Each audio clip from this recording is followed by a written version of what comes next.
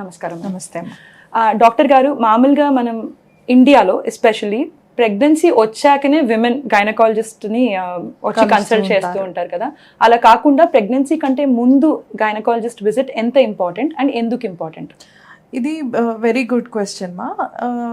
Actually ఈ రోజుల్లో కనుక చూసుకుంటే విత్ సో మచ్ ఆఫ్ మనకి వర్క్ స్ట్రెస్ కానీ, పొల్యూషన్ కానీ, అండ్ చాలా అప్కమింగ్ డిసీజెస్, కొత్త కొత్త డిసీజెస్ వస్తున్న జనరేషన్ ఇది. అండ్ ఆల్సో పీసీఓడి చూస్తే ప్రతి ఒక 5 అమ్మాయిల్లో కనుక చూసుకుంటే ఒక అమ్మాయికి ఉంటుంది మనకి. సో ఇంత ర్యాంపెంట్గా మనకి లైఫ్ స్టైల్ అన్నది చాలా వరకు మారిపోయింది. చాలా ఎర్లీ ఏజ్లో వాళ్ళకి డయాబెటీస్ రావడము, బీపీ రావడము, లేట్ మ్యారేజెస్ అవ్వడము. సో ఇన్ని ఫ్యాక్టర్స్ కనుక మనం కన్సిడర్ చేసుకుంటే ఈ రోజుల్లో, ఈ జనరేషన్లో మనకి ప్లాన్డ్ ప్రెగ్నెన్సీ అనేది very very important. Okay. So పెళ్ళిళ్ళు కూడా చాలా లేట్ అవుతున్నాయి ఈ రోజులో. సో ఆల్మోస్ట్ 30 అన్నది ఒక నార్మల్ ఏజ్ ఫర్ మ్యారేజ్ అన్నది అయిపోయింది. ఒకప్పుడు కనుక చూసుకుంటే 30 ఏజ్కి పిల్లలు 8th క్లాస్ 9th క్లాస్ ఉండేవాళ్ళు విమెన్కి, మన మదర్స్కి కనుక చూసుకుంటే. సో ఇప్పుడు లేట్ అవుతుంది కాబట్టి డయాబెటీస్, థైరాయిడ్, అనీమియా, పీసీఓడి ఇవన్నీ చాలా ర్యాంపెంట్గా ఉంటున్నాయి. కాబట్టి ప్రెగ్నెన్సీ అన్నది ఎప్పుడైనా ప్లాన్డ్గా చేసుకుంటే, ఇలాంటివి ఏమైనా డిసీజెస్ కనుక ఉన్నా, అండ్ ఆల్సో ఇన్ఫర్టిలిటీ అన్నది చాలా ఎక్కువ అయిపోయింది. నాట్ జస్ట్ ఫీమేల్స్, ఇన్ఫర్టిలిటీకి మేల్స్ నుంచి కూడా మనకి ఒకప్పుడు 30% కాంట్రిబ్యూషన్ ఉండేది. ఇప్పుడు I think it must have become 40-45.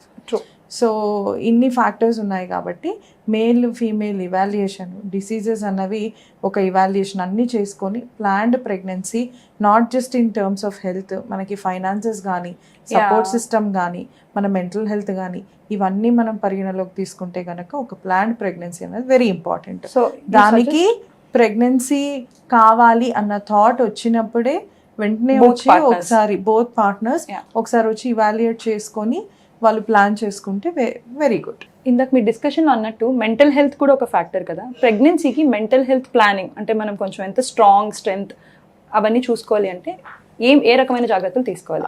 ఇప్పుడు టీనేజ్ ప్రెగ్నెన్సీస్ అనుకోండి, చాలా మంది వరకు తెలీదు వాళ్ళకి. ఇప్పుడంటే టీనేజ్ ప్రెగ్నెన్సీస్ ఊర్లలో ఎక్కువ ఉంటాయి, తాండాస్లో, లిటరలీ ట్రైబల్ రూరల్ ఏరియాస్లో ఎక్కువ ఉంటాయి.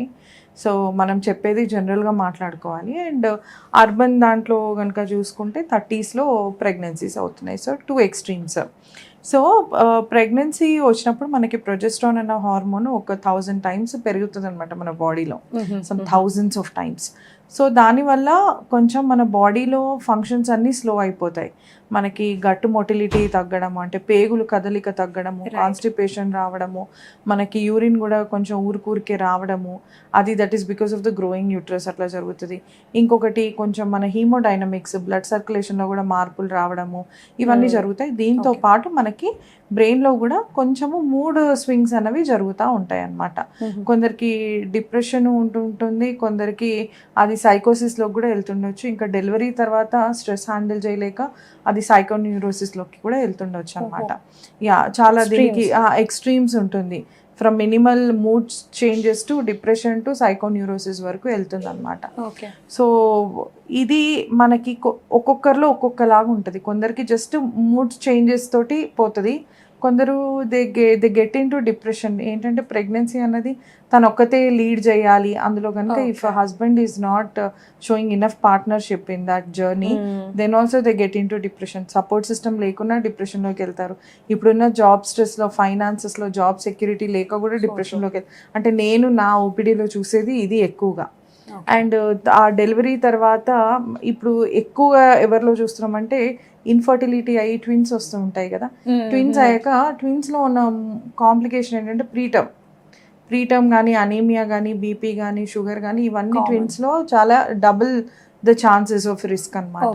సో వాళ్ళలో ప్రీటర్మ్ 2 బేబీస్ని సెక్షన్ తర్వాత, ఆబ్వియస్లీ సెక్షనే జరుగుతుంది వాళ్ళకి.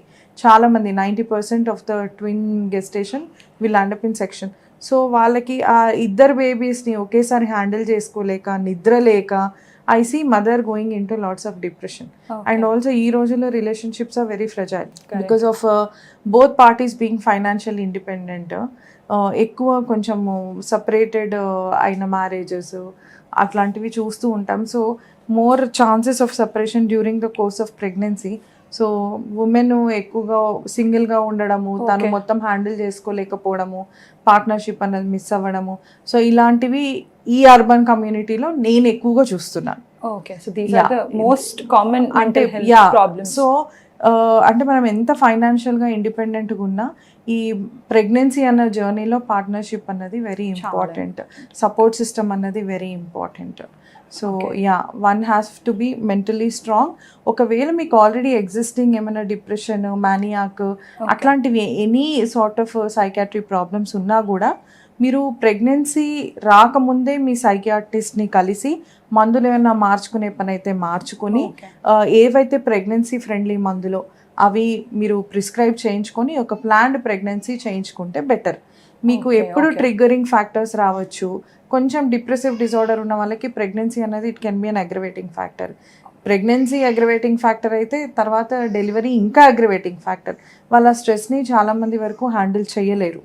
సో ఇలాంటి వాళ్ళు డెఫినెట్గా ఒక సైకియాట్రిస్ట్ పర్యవేక్షణలో కనుక చూసుకుంటూ ప్రెగ్నెన్సీ, డెలివరీ అవన్నీ హ్యాండిల్ చేసుకుంటే చాలా వరకు వీ కెన్ అరికట్టచ్చు అనమాట అలాంటివి.